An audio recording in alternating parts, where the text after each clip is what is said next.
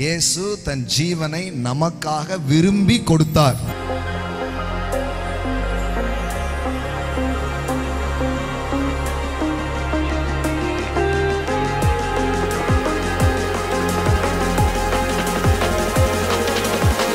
உங்களுக்கு பிரதானமாக ஒப்புவித்ததும் என்னவென்றால் கிறிஸ்துவானவர் வேத வாக்கியங்களின்படி 3ஆம் நாளில் உயிர்த்தெழுந்து. So கிறிஸ்துடைய டெத்ன்றது is not an accident, it's a plan, it's a will of God. சில பேர் சொல்லுவாங்க இல்லையா, நல்ல ஒரு மனுஷன் அவரை பிடிச்சி கொண்டு போட்டாங்க அப்படிம்பாங்க. இயேசுக்கே காலம் இல்லை பார்த்தீங்களா அப்படிம்பாங்க. யாரும் இயேசுவை பிடிச்சி கொல்லலை. இயேசுவை அப்படி யாரும் கொல்ல முடியாது.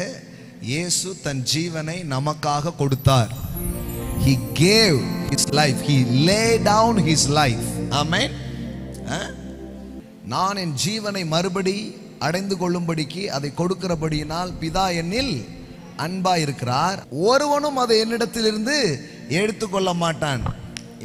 என்னை எவனாலையும் கொள்ள முடியாதுன்ற ஒருவனும் என்னிடத்திலிருந்து அதை எடுத்துக்கொள்ள மாட்டான். நானே அதை கொடுக்கிறேன். அதை கொடுக்கவும் அதை திரும்ப எடுக்கவும் எனக்கு அதிகாரம் உண்டு. இந்த கட்டளையை என் பிதாவினிடத்திலிருந்து பெற்றுக்கொண்டேன். எல்லாம் சொல்லுங்க, இயேசுவை யாரும் கொல்ல முடியாது. ஆமென்.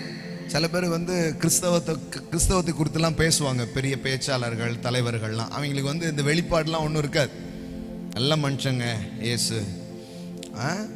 அவர் நல்ல மனிதர்களில் ஒருவராக அவரை பார்க்குறாங்க. புத்தன், காந்தி.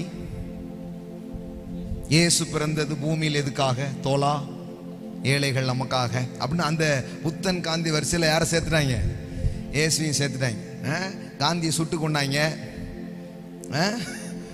இயேசுவை என்ன பண்ணிட்டாங்க?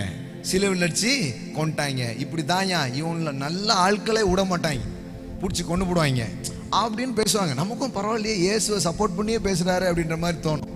ஆனால் உங்களுக்கு வேத வசனத்தை மனதில் வைத்து அதெல்லாம் கேட்கணும். இயேசுவை யாரும் கொல்லலை. இயேசு தன் ஜீவனை நமக்காக விரும்பி கொடுத்தார்.